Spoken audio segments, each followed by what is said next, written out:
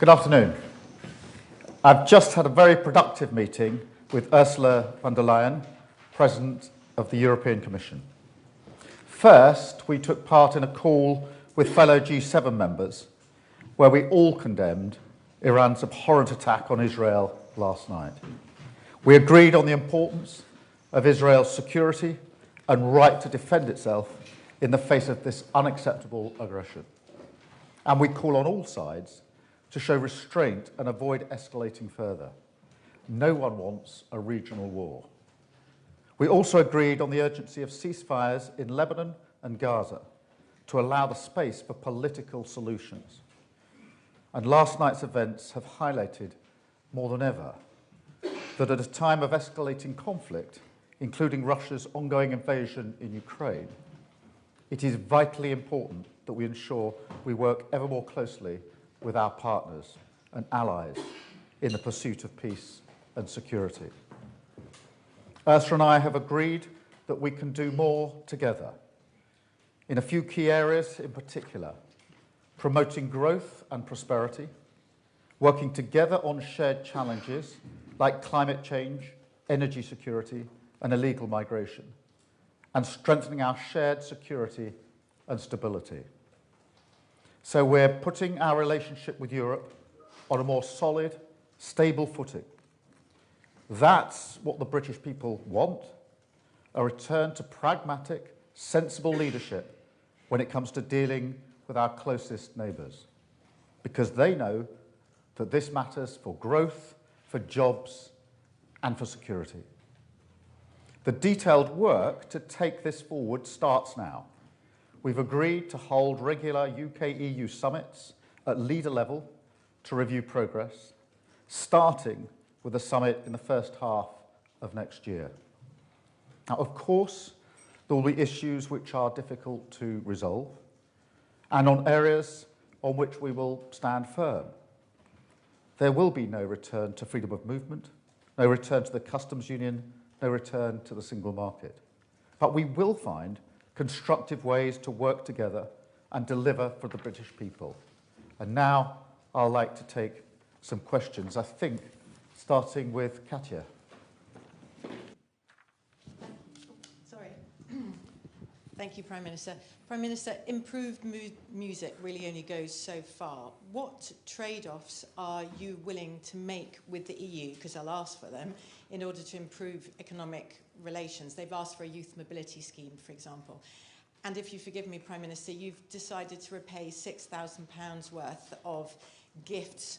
Why now? Why those gifts and not all of them? Have you decided it was wrong to take them, or did you come under pressure? Well, on the question of the discussions I've had this afternoon with the President, with Ursula, tone does matter. Resetting does matter, and that has been a very important part of the message that I have carried into the meeting today. A return to pragmatism, to doing business in a respectful way, and in a way which I think will focus on deliverables rather than charging to the nearest camera to use a megaphone. So that does matter. In terms of the details of the challenges, look, of course there will be challenges along the way, but this was about a good faith step forward to constructive deliverables, which I think are achievable. The nature of the discussion wasn't in the sort of individual items. It was much more sort of setting the framework for the summits that will follow. In relation to your second question, look, we came in as a government of change. We are now going to bring forward principles for donations, because until now, politicians have used their best individual judgment on a case-by-case basis. I think we need some principles of general application. So I took the decision that until the principles are in place, it was right for me to make those repayments. Thank you. I'll go to Adam. Thank you. Adam Parsons from Sky News. Prime Minister, a couple, if I may. Lord Ali is facing an investigation. I wonder how concerned you are that your biggest donor was not fully transparent with the British public. And also, this statement is full of good intentions, but very short of any concrete proposals. Just on one, lots of people would like to see an agreement about youth mobility, giving young people the chance to move into Europe, to spend some time there. Would you like to see that? And what progress has been made? Well, look, I'm not going to comment on the Lord Alley investigation. It'll run its course. On the nature of the discussions today and the points you put to me, I mean, firstly, on youth mobility, I've answered and put our position pretty clearly on a number of occasions.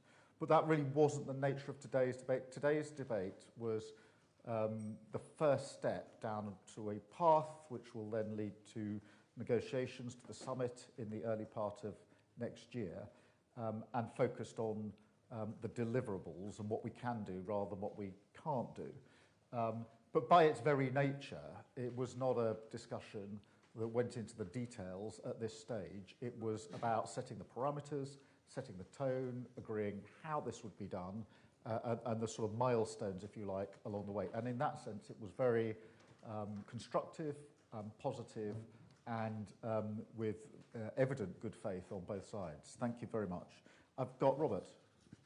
Robert Peston, ITV. Prime Minister, the Israeli Prime Minister has said that he will retaliate against Iran. What is your position on whether he should? What is the G7 position on all of that? And related to that, the MOD has said that it helped Israel defend itself. Are there circumstances in which British forces would help with an attack on Iran? And then just briefly on this issue of the repayment, British voters will see you're repaying £6,000 plus of gifts as an admission by you that you were wrong to accept those gifts. Are you saying you made a mistake? Look, on the question of Iran, I mean, we have condemned in the strongest terms the attack by Iran last night. And it is not to be tolerated. I think it's very clear that we stand firm with Israel.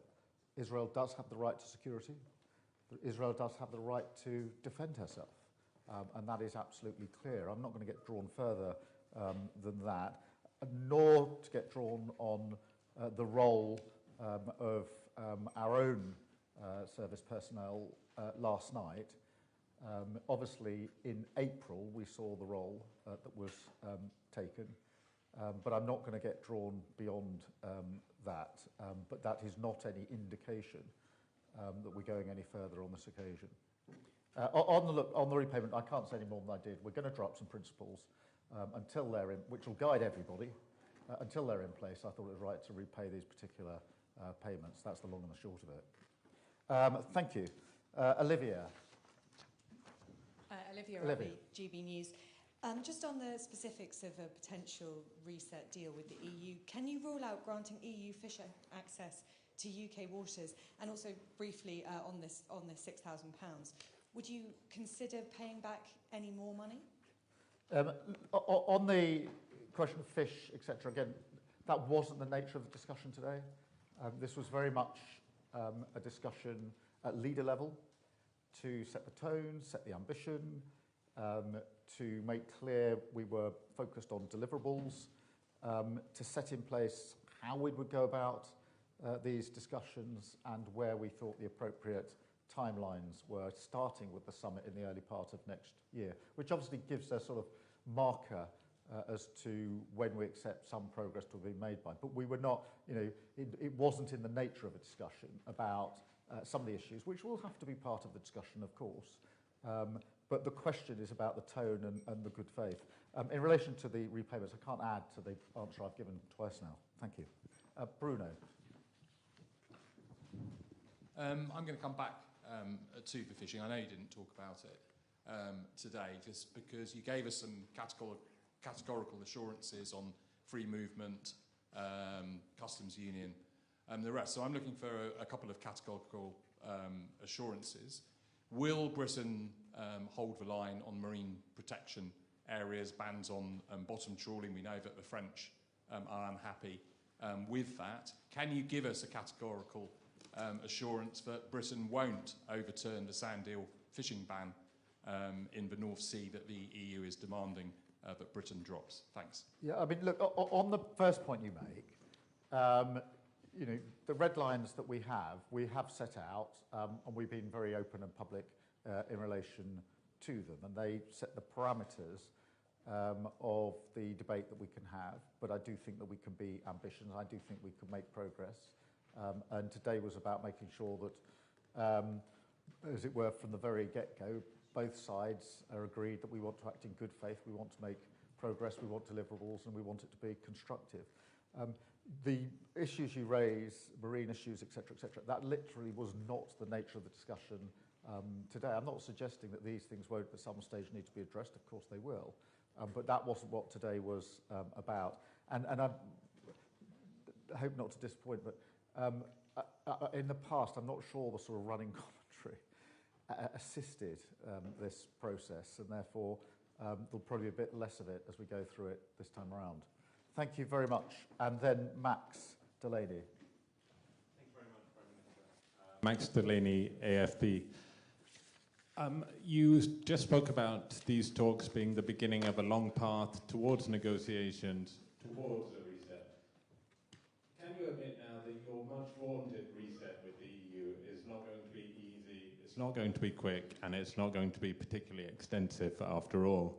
And then on a second issue, on youth mobility, are you sacrificing the opportunities for British youth on an altar of freedom of movement and a refusal and wanting lower immigration figures? Thank you. Well, Max, if you're putting to me that there are going to be challenges we'll have to deal with, then of course I accept that. That is obvious. But I think when acknowledging there are going to be challenges is a good thing up front. A lot of it is to do with the tone and the intent and the good faith, and in a sense today was as much about turning the page on the old way of doing these negotiations and starting a different way of doing it, a much more constructive way of doing it. Doesn't mean the challenges aren't there, it doesn't mean it's going to be easy.